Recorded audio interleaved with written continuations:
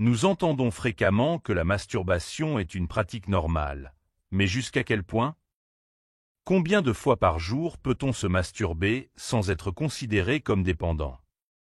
Que se passe-t-il si vous ne parvenez pas à vous arrêter? Dans cette vidéo, nous répondrons à ces questions et examinerons pourquoi il pourrait être bénéfique de reconsidérer cette habitude apparemment innocente mais potentiellement piégeuse. Avant de commencer, je tiens à m'excuser pour le ton peut-être dramatique de cette introduction, mais il est crucial de capter votre attention sur un phénomène moderne qui affecte profondément notre volonté, jeunes et adultes. Vous comprendrez ce qui se passe dans notre cerveau d'un point de vue scientifique et philosophique, et découvrirez ce que le stoïcisme peut nous enseigner sur cette pratique.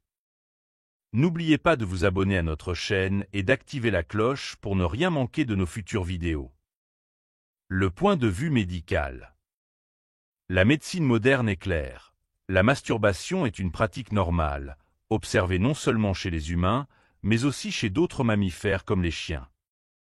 Cependant, cette perception de la masturbation comme une pratique normale n'a pas toujours existé. Dans le passé, elle était souvent perçue comme immorale, surtout chez les hommes, car la production de sperme non reproductive était vue comme une perte de potentiel de reproduction. Chez les femmes, on craignait que la masturbation ne les éloigne des hommes en leur permettant de trouver du plaisir de manière autonome. En plus des jugements moraux, il y avait aussi des préoccupations physiques. On affirmait, par exemple, que la masturbation pouvait provoquer diverses maladies et n'était donc pas recommandée. La masturbation aujourd'hui. Aujourd'hui, pour la plupart des gens, la masturbation est une activité normale et sans danger lorsqu'elle est pratiquée avec modération. Elle peut même avoir des avantages pour la santé, comme la réduction du stress et l'amélioration de l'humeur. Cependant, comme pour toute chose, l'excès peut poser problème. La masturbation excessive peut devenir une habitude compulsive qui interfère avec la vie quotidienne, les relations et les responsabilités. Du point de vue scientifique, la masturbation stimule la libération de dopamine dans le cerveau, procurant une sensation de plaisir. Cependant, une stimulation excessive peut entraîner une désensibilisation, où le cerveau a besoin de plus en plus de stimulation pour ressentir le même niveau de plaisir. C'est un peu comme avec d'autres formes de dépendance, où l'on a besoin de consommer de plus en plus pour atteindre le même effet. Le stoïcisme et la maîtrise de soi.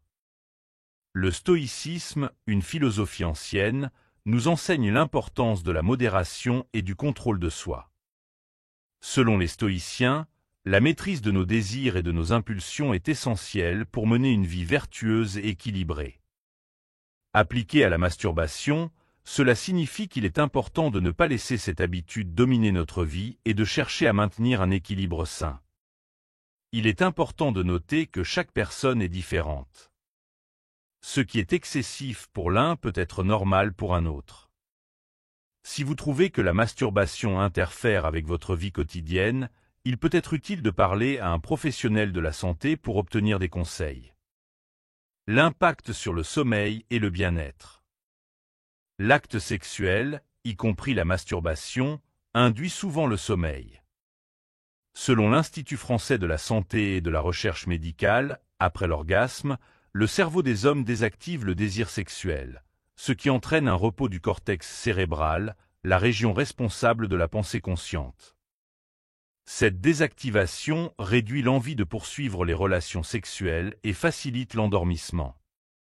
Cependant, il existe un problème sous-jacent à cet avantage apparent. La masturbation, tout comme l'acte sexuel, libère de la dopamine dans le cerveau. Cette hormone procure un sentiment de bien-être, de soulagement et de réduction du stress, créant ainsi une sensation de récompense. Ces effets agréables peuvent conduire certaines personnes à devenir dépendantes de cette pratique. En 2017, le Manuel diagnostique et statistique des troubles mentaux, DSM, a reconnu un nouveau trouble, le trouble de l'hypersexualité, qui classe la masturbation excessive dans la catégorie des troubles obsessionnels compulsifs, TOC.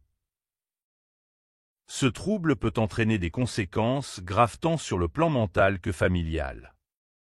Les individus touchés par cette dépendance peuvent perdre le contrôle de leurs impulsions et devenir esclaves de leurs désirs, cherchant des relations sexuelles multiples ou recourant à des prostituées dans une quête incessante de satisfaction. Le cercle vicieux de la dépendance. L'addiction à la masturbation est liée aux produits chimiques libérés dans le cerveau, en particulier la dopamine. Avec le temps, le cerveau s'adapte à cette libération et demande de plus en plus de dopamine pour obtenir le même niveau de plaisir qu'au début. Cette adaptation pousse à se masturber de manière de plus en plus fréquente. Quand le cerveau réalise que la libération de dopamine est excessive, il commence à bloquer certains récepteurs dans une tentative de régulation, ce qui peut mener à une frustration accrue. À ce stade, la personne peut se masturber de manière compulsive pour satisfaire sa soif de plaisir, une situation comparable à la dépendance à la cigarette, au chocolat ou à l'alcool. Cette situation devient alors un cercle vicieux où la recherche de satisfaction ne fait qu'accroître la dépendance et les comportements compulsifs. Les solutions pour éviter la dépendance. Pour éviter de tomber dans ce cycle destructeur, il est crucial de développer l'autocontrôle et de comprendre la vision du plaisir et de la luxure sous un angle équilibré et réfléchi. Maîtriser ses désirs et adopter une approche plus saine et consciente de la sexualité peut aider à prévenir les problèmes liés à l'addiction à la dopamine et à la masturbation.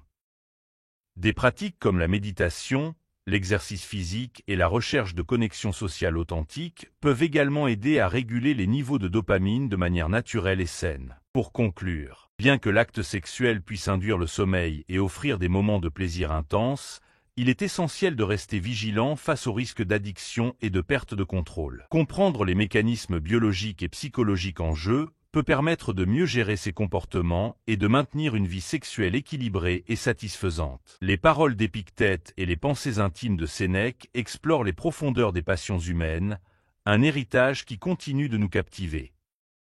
Pour les stoïciens, la masturbation n'était pas simplement une recherche de satisfaction charnelle, mais une opportunité d'explorer les limites du corps et de l'esprit. Ils la considéraient comme un exercice d'autoconnaissance et de véritable liberté. Dans la philosophie stoïcienne, les passions et la conquête de soi sont essentielles. La capacité de profiter du plaisir doit être comprise dans un cadre philosophique de maîtrise de soi. Ainsi, la réflexion sur la masturbation n'est pas simplement une question de gratification immédiate, mais d'une compréhension profonde et d'une maîtrise de soi. Cela implique de diriger nos émotions vers un voyage de conscience de soi, embrassant nos inclinations les plus profondes. Chaque action du point de vue stoïcien a des conséquences, non seulement pour nous-mêmes, mais aussi pour l'ordre naturel de l'univers. Lorsque nous cédons à des désirs intenses comme une masturbation incontrôlée, nous perdons cette connexion harmonique avec la nature et devenons prisonniers de nos désirs, nous éloignant de la véritable sérénité intérieure. La masturbation compulsive peut déclencher une tourmente émotionnelle où culpabilité, honte et insatisfaction deviennent des compagnons constants.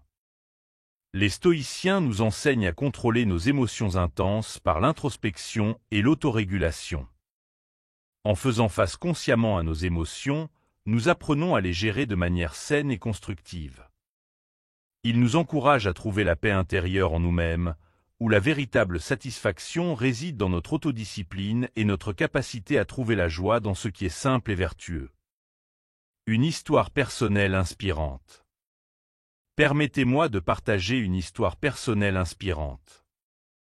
Je connais quelqu'un qui luttait autrefois contre la masturbation compulsive, cherchant un refuge momentané dans le plaisir, mais faisant face à une tempête émotionnelle après chaque acte. Après avoir étudié les enseignements stoïciens et pratiqué l'autocontrôle, cette personne a connu une transformation profonde. Elle a appris à faire face consciemment à ses désirs et émotions, trouvant la vraie joie dans l'autocontrôle. Aujourd'hui, elle mène une vie de paix intérieure et d'authenticité, sans l'esclavage des désirs éphémères. La véritable satisfaction vient de vivre en accord avec nos principes et nos valeurs les plus profonds. Lorsque nous nous laissons emporter par des désirs éphémères, nous perdons de vue ce que nous apprécions vraiment dans la vie. La masturbation compulsive peut nous éloigner de nos objectifs nobles et du bonheur véritable, qui réside dans la vertu et la paix intérieure. En pratiquant la méditation et la pleine conscience, nous promouvons la sérénité mentale nécessaire pour résister aux tentations. Merci d'avoir regardé cette vidéo. N'oubliez pas de vous abonner et de cliquer sur la cloche pour ne rien manquer de nos futures vidéos. Ensemble, nous pouvons explorer ces sujets importants et apprendre à mener des vies plus équilibrées et épanouies. Si tu as trouvé cette vidéo utile, laisse un commentaire avec le mot « un autre chapitre » pour que je sache que tu l'as regardé en entier. N'oublie pas de laisser un j'aime pour me motiver à te donner plus de conseils.